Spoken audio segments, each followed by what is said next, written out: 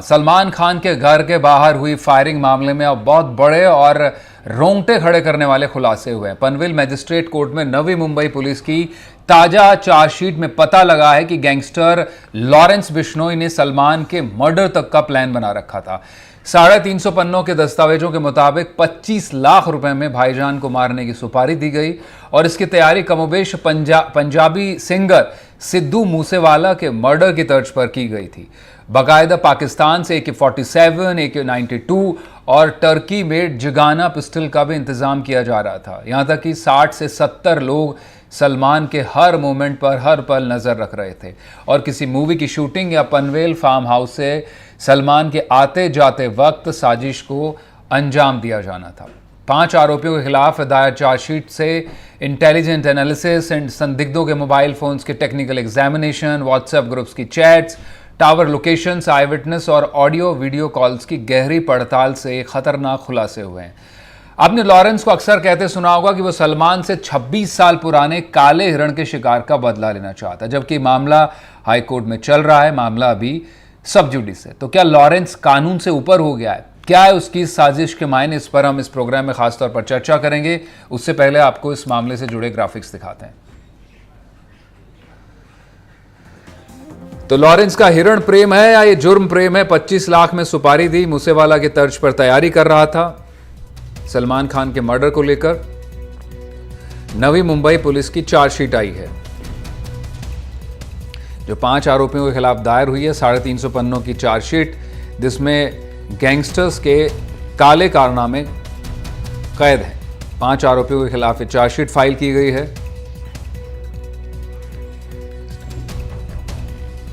Next graphic. तो साजिश recce करके की गई। 4 आरोपियों ने सलमान के घर फार्म हाउस की रेकी की थी। अगस्त 2023 से अप्रैल 2024 के बीच योजना बनी थी। करीब 70 लोग हर पल सलमान पर नजर रख रहे थे और उनके फार्म हाउस की भी रेकी की गई और घर जो गैलेक्सी के बाहर उनका जो गैलेक्सी अपार्टमेंट है वहां जो फायरिंग हुई थी उसके बाद ये साजिश को अंजाम दिया जाना था।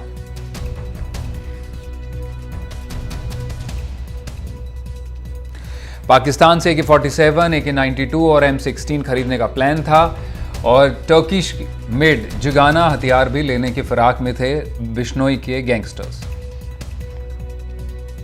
सिद्धू मूसेवाला को भी इसी पिस्टल से मारा गया था।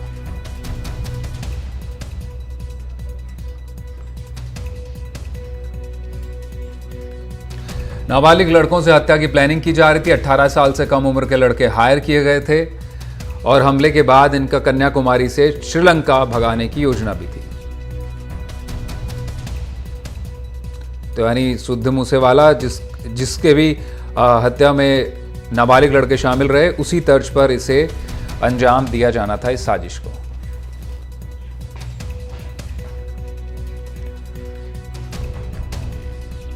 और इस वक्त हमारे साथ सभी मेहमान मौजूद हैं, उनका रुख करेंगे। अशोक पाटनी पूर्व IPS हमारे साथ जल्द जुड़ेंगे, फोन पर मौजूद होंगे। रामपाल ववाद president Bishnoi tiger force. Ashutosh Srivastava supreme court के एडवोकेट हैं, आप अक्सर उन्हें देखते होंगे। डॉक्टर अंजलि छाबड़िया साइकेट्रिस्ट हमारे साथ मौजूद होंगी। आप तीनों मेहमानों का बहुत स्वागत है। रामपाल जी, पहला सवाल मेरा आप ही से होगा। 26 साल पुराना ये मामला है। लॉरेंस बिश्नोई गैंगस्टर है, वे किसी से छिपी बात नहीं है, लेकिन बिश्नोई समाज से जुड़े, हिरण समाज से जुड़े, जो एक एनिमल लवर कम्युनिटी के तौर पर देखा जाता है बिश्नोई समाज को, उसके सेंटिमेंट को भुनाने की कोशिश में लॉरेंस अपने इरादों को पूरा करने की कोशिश में लगा रहता है और लगातार पहले धमकियां दी गई, फायरिंग केस हुआ और अब उसके बाद में ये जो चार्जशीट सामने आई है उसमें वाकई बड़े जो चिलिंग कह सकते हैं, एक तरह से रोंगटे खड़े करने वाले खुलासे हुए। बिल्कुल, वो एक जांच का विषय है। जिस तरीके से जो गैंग को लेकर के बात हो रही है उससे बिश्नोई समाज का कोई लेना देना नहीं है। बिश्नोई समाज के सेंटिमेंट, जो हमारी जो संवेदनाएं जुड़ी है, हमारी जो भावनाएं जुड़ी है, वो वन्य जीवों के प्रति रही है और हिंसा के हमेशा खिलाफ रही। तो कहीं ना कहीं हो सकता है उनका कोई व्यक्तिगत मामला होगा आपस में, हमें उसे बिश्नोई समाज का उसका कोई लेना देना नहीं है। लेकिन बिश्नोई समाज पिछले 26 साल से, जैसा कि आपने बताया कि पिछले 26 साल से हम लोग जो है वो न्याय और न्यायपालिका के आधार पर इस मामले को जो है लड़ना चाहते हैं, और जो माननीय न्यायालय जो आदेश देंगे उसको बिश्नोई समाज भी मानता आया है। और हम लोग मैं ये आपको एक जानकारी देना चाहूंगा कि ये जो केस है वो सरकार लड़ी, ये राजस्थान गवर्नमेंट लड़ रही है। बिश्नोई समाज हमेशा से वन्य जीवों के प्रति उसके संरक्षण की बात करता है। बिश्नोई समाज हमेशा उनकी जो है प्रोटेक्ट की बात करता है, जीव दया की बात करता है। तो कहीं ना कहीं इस मामले से बिश्नोई समाज को जोड़ना मुझे लगता है कि ये बिल्कुल गलत और बेबुनियाद। सब अब आपको लगता है कि जो गैंगस्टर है लॉरेंस बिश्नोई, अब उसका नाम भी सरनेम बिश्नोई, इसमें कुछ किया नहीं जा सकता, लेकिन जो भावनाएं हैं उसकी जो बुनियाद है इस साजिश के पीछे या फिर सलमान खान से जुड़े मामलों के पीछे, वो बिश्नोई समाज की भावना है। आपको लगता है कि बिश्नोई समाज का रिप्रेजेंटेशन नहीं है लॉरेंस? एक आप ये बात मानते? दूसरा, आप इस बात से कोई ताल्लुक नहीं रखते क्योंकि हिंसा तो खुद आपके यहाँ समाज में कहीं नहीं गई है, जो लॉरेंस का तरीका है उसकी आप निंदा करते हैं? बिल्कुल, जिस तरीके का जो रहा, जिस व्यक्ति के बारे में आप बता रहे हैं उसको लेकर के बिश्नोई समाज और गुरु महाराज के जो सिद्धांत है उनसे वो कतई मेल नहीं खाता। लेकिन वो उनका व्यक्तिगत मामला हो सकता है, आपस में किस तरीके से वो क्या कर रहे हैं उसके बारे में बिश्नोई समाज ज्यादा उस पे जो है रुचि नहीं लेना। नहीं, इसमें आपको व्यक्तिगत क्या लगता है? व्यक्तिगत क्या लगता है? लॉरेंस और सलमान के बीच क्या व्यक्तिगत लगता है? व्यक्तिगत तो अगर लॉरेंस बिश्नोई से पूछा जाए तो बेहतर है। वो उनकी व्यक्तिगत जो है मैं कैसे बता सकता हूँ उनकी व्यक्तिगत किस तरीके की भावना क्या रही है, वो तो उनसे पता कर सकते हैं जो इस बारे में जिस तरीके की जो गतिविधियां कर रहे हैं। बिश्नोई समाज इस तरह की गतिविधियों के साथ नहीं है, और बिश्नोई समाज हमेशा से वन्य जीवों के प्रेम और पर्यावरण के प्रेम के प्रति, पेड़ों के प्रेम के प्रति बात करता है। ठीक है, मैंने आपसे सवाल इसलिए किया क्योंकि लॉरेंस जब भी सामने आया उसका कहना है कि वो जो काले हिरण का शिकार है उसका बदला लेना चाहता है। इसमें व्यक्तिगत कभी कुछ दिखाई नहीं दिया, वो एक सेंटिमेंट है जो बिश्नोई समाज का, उसको ही कहते दिखाई पड़ा है। ठीक है, अब बने रहेगा हमारे साथ। मैं आशुतोष का रुख करूंगा। आशुतोष जी, एक तरह से देखा जाए कि जो पूरी ये कॉन्स्पिरेसी हैच की गई थी सिद्धू मूसेवाला की तर्ज पर, जिसको अभी चार्जशीट, जो एक लंबी चार्जशीट और काफ़ी डिटेल चार्जशीट पनवेल मैजिस्ट्रेट के सामने पेश की गई है, काफ़ी बड़े खुलासे इसमें हुए हैं। आपको लगता है कि किसी एक केस को लेकर 26 साल और जो कि सब जुडिस है, कोर्ट में चल रहा है, अब बिश्नोई समाज उसमें उसके खिलाफ लड़ाई लड़ी रहा है अपने न्याय को लेकर, जैसा अभी रामपाल जी ने बताया, लेकिन बड़ा सवाल यही है, मैं रामपाल जी से क्यों लेते हुए, क्या ये कुछ पर्सनल हो गया है या फिर ये हिरण प्रेम या फिर कहें कि वाइल्ड लाइफ से प्रेम के बजाय ये डॉनगिरी का ज्यादा प्रेम या फिर बड़ा नाम सिक्का स्थापित करने की एक गैंगस्टर की दुनिया में उसका ज्यादा प्रेम दिखाई पड़ता है आपको? जी देखिए, बिल्कुल ये जो पूरा मामला जो हम लोग देख रहे हैं, जैसे कि हमने अभी सुना भी मेरे मित्र को जिन्होंने क्लियर बोला कि भाई ये हमसे डायरेक्टली ऐसा रिलेटेड मामला नहीं है, ये उनका पर्सनल इशू हो सकता है। और इस तरह के जो इतने गंभीर आरोप भी लगे और इतना जो सीरियस कॉन्स्पिरेसी जो दिख रहा है चार्जशीट फाइल होने के बाद, जबकि ये 1998 का मामला है जिसको हम ब्लैक बग जो है केस के नाम से जानते हैं, जो कि ऑलरेडी राजस्थान हाई कोर्ट में ट्रांसफर होकर के अभी वहां पे सबजुडाइज है, वहां पे उस पर हियरिंग चल रही है। और उसके ऊपर मुझे लगता है कि कोर्ट को जो अप्रोप्रिएट डिसीजन लेना है वो डिसीजन अपना कोर्ट लेगा। और मेरा ये मानना है कि कोई भी लॉ के ऊपर नहीं है। जब कोर्ट इसको ऑलरेडी देख रहा है और कोर्ट इसमें हर तरीके से जो है इस एंगल को जो है सुन रहा है, तो मुझे नहीं लगता कि किसी को इसके अंदर कोई भी इंटरफेयर करने की जरूरत है। और यहाँ तो इंटरफेरेंस की बात ही नहीं है, यहाँ पे तो बहुत ही सीरियस कॉन्स्पिरेसी का जो है बिल्कुल खुलासा हुआ है चार्जशीट के अंदर। देखिए, जब कोई भी केस रजिस्टर होता है तो पुलिस जो है उसको इन्वेस्टिगेट करती है, या कोई भी इन्वेस्टिगेटिंग एजेंसी जिसको काम सौंपा गया है इस तरह का इन्वेस्टिगेशन करने का, वो रिपोर्ट सबमिट करती है under section 173 criminal procedure code के हिसाब से। और उस रिपोर्ट को देखने के बाद जो है कोर्ट उस पे जो है चार्जेस फ्रेम कर सकता है सेक्शन 240 सीआरपीसी में। तो आगे जो मुझे लगता है कि इसके ऊपर जो है चार्ज फ्रेम होगा पनवेल के मैजिस्ट्रेट कोर्ट में, और उसके बाद जो है इसके अंदर जो है पूरी तरीके से ट्रायल जो है शुरू होगा।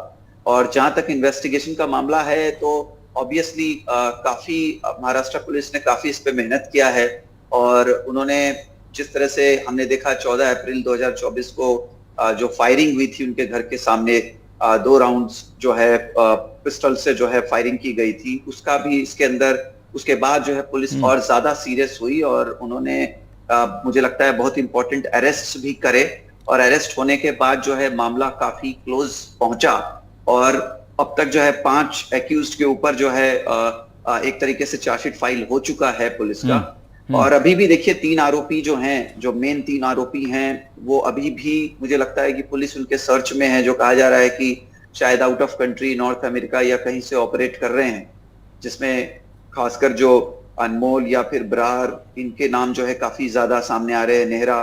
तो मुझे लगता है कि हो सकता है पुलिस आगे जो है सप्लीमेंट्री चार्जशीट भी फाइल करे, अगर इसमें उनको कोई कामयाबी मिलती है या इससे रिलेटेड जो है वो और फर्दर कोई अरेस्ट कर पाते हैं या इन्वेस्टिगेशन को आगे बढ़ाते हैं जी। तो शायद वो सप्लीमेंट्री चार्जशीट भी इसके अंदर फाइल करेंगे, और जिसके बाद चार्ज फ्रेम होने के बाद जो है इसके अंदर पूरा ट्रायल होगा, और ट्रायल में जो है ये जो भी एलिगेशंस जो चार्जशीट में लगे हैं, मुझे लगता है कि पुलिस और विटनेसेस जितने भी हैं वो अपनी पूरी कोशिश करेंगे कि अगर जिसने कोई गलत काम, जो क्राइम जो किया है, जो एलिगेशंस हैं, उसको साबित करने के लिए, ताकि जो है इसके अंदर अप्रोप्रिएट जो एक्शन है वो कोर्ट ले सके या अपना डिसीजन को जो है फाइनली पास कर सके इस पूरे मैटर में।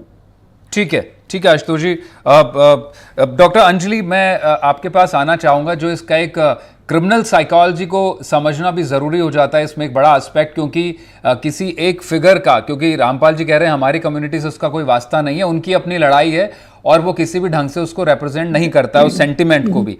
लेकिन लॉरेंस बिश्नोई उसी सेंटिमेंट को बुनियाद बनाते हुए, उसी के एलिबाई लेते हुए वो इतनी बड़े साजिश को प्लान करता है। उससे पहले धमकी दी गई, सलमान को थ्रेट किया गया, घर के बाहर गैलेक्सी अपार्टमेंट के बाहर फायरिंग हुई, और फिर अब ये जो चार्जशीट फाइल हुई है इसमें वाकई बड़े खुलासे हुए हैं। आप किस ढंग से देखते हैं, अगर इसका कोई साइको एनालिसिस किया जाए, कैसे आप इसको समझते हैं कि वाकई कोई पर्सनल है या फिर ये उस सेंटिमेंट को भुना करके खुद को बड़ा बनाने की कोशिश है लॉरेंस बिश्नोई की, कि बड़े नेम्स को टारगेट किया जाए? देखिए, जो क्रिमिनल होता है, ओके, वो आजकल के जो क्रिमिनल है वो क्राइम को भी एक मकसद बनाना चाहते हैं और अपने आप को एक रॉबिन हुड के हीरो समझना चाहते हैं कि हम एक कॉज के लिए लड़ रहे हैं, नहीं तो हमें लड़ाई करने की जरूरत नहीं है। अगर आपको कॉज के लिए ही लड़ना है तो बहुत अच्छे तरीके हैं, आप कॉज के लिए लड़िए। मगर ये एक जो क्लियरली सर ने कहा कि वैष्णव कम्युनिटी से कोई लिंक इनका है नहीं, मगर ये एक कॉज बना के इसको ये मुद्दा दे रहे हैं कि हम इसलिए लड़ रहे हैं। और जो पुरानी जो पिक्चर्स आती थी 70s में, जहाँ पे मिस्टर बच्चन को दिखाया जाता था कि हमारा लॉ एंड ऑर्डर कुछ नहीं कर रहा है तो हम लड़ रहे हैं, ऐसा ही कुछ मुझे मामला इसमें नजर आ रहा है, कि अपने आप को बड़ा दिखाना है, कि लॉ से भी हम बड़े हैं और हम आज न्याय लाके दिखाएंगे आपको। ओके, तो ये एक ऐसी कहानी बनी जा रही है और इसमें डेफिनेटली आप रिच एंड फेमस को ही टारगेट करेंगे, क्योंकि अगर आप किसी बेचारे आदमी को, रास्ते जाते हुए आदमी को टारगेट करेंगे तो आपको आई बॉल्स मिलेंगे नहीं। आज हम नेशनल टीवी पे इसकी चर्चा कर रहे हैं तो डेफिनेटली आई बॉल्स मिल रहे हैं। और जो भी एक जो टेररिज्म होता है या क्रिमिनल होता है, उसका काम है सामने वाले को डराना, क्योंकि उसे ऐसे लगता है कि अगर मैंने डरा दिया तो मेरी जीत हो गई, मगर हमारे जो पुलिस है उन्होंने बहुत अच्छा काम किया। अगर उन्होंने ये सब ऑलरेडी खुलासा किया है और मिस्टर खान सेफ है, ये भी बहुत अच्छी बात है। तो I think law and order is always above the criminal, तो ये भी एक मैसेज जाना बहुत जरूरी है पूरी दुनिया को। ठीक है, तो आपको लगता है, यू अग्री दैट जो टारगेट बनाया गया वो एक पर्सनल एम्बिशन, जो क्रिमिनल माइंडसेट का एम्बिशन है कि उसको उतना बड़ा बनना, एक बड़ी गैंग के रूप में खुद को स्टैब्लिश करना और बड़ा नाम बना, despite he is in jail, उसको उसके पीछे आप ये मानती हैं ये वजह कि उसका जो एक तरह से कहें कि क्राइम की दुनिया में अपना वो बड़ा नाम स्थापित करने की कोशिश है? कि मैं भी क्राइम की दुनिया का सलमान खान हूँ। अच्छा, अगर आप वैसे देखें तो। जी। आशुतोष जी, मैं आपके पास लौटना चाहूंगा। जिस तरह से ये इसमें प्लानिंग की जा रही थी, पाकिस्तान से AK-47, AK-92 का इंतजाम करना, टर्किश मेड पिस्टल का इंतजाम करना, जिस तरह से प्लानिंग हैच की गई, और जो पुलिस ने जिस तरह से इंटेलिजेंस को एनालिसिस किया, सस्पेक्ट के मोबाइल फोन्स के जो टेक्निकल एग्जामिनेशन हुए, व्हाट्सएप ग्रुप्स तक वो पहुंचे, चैट करके बाहर लेकर आए, टावर लोकेशन, आई विटनेस, ऑडियो वीडियो कॉल्स, ये एक हाई प्रोफाइल केस था जिसमें निश्चित रूप से पुलिस इतनी एक्टिव दिखी और काफी इंटेलिजेंस का यूज हुआ।